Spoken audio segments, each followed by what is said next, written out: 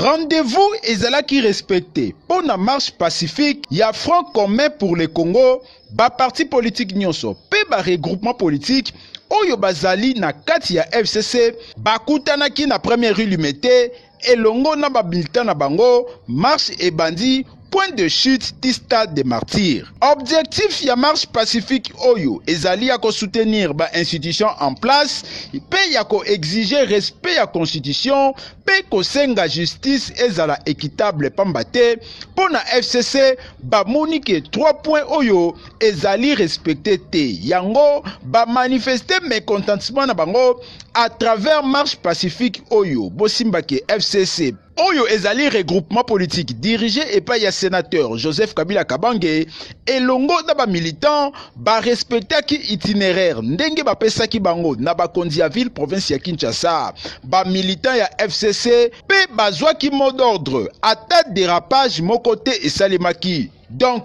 pour na FCC ba atteindre objectif na bango salelo za pa soutenir ya mboka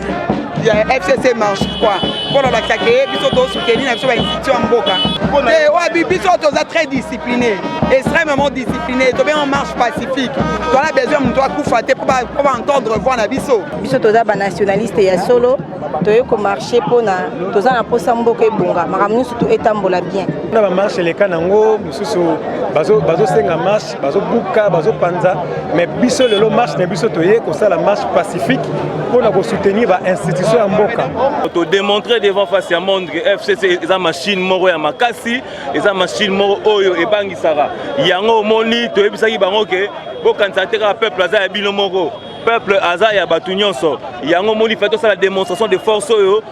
donc FCC en tout cas eza plateforme oyo ekemba marche pacifique ozomona ke marche ezali classe ezalité il y a pas de perte de bien de tout donc c'est-à-dire on a kotambola ndenge mokonzi ase mokonzi biso asengi biso autorité morale Joseph Kabila Kabange asengi na biso to tambola to marcher to bukelu kwa mutu te to pied to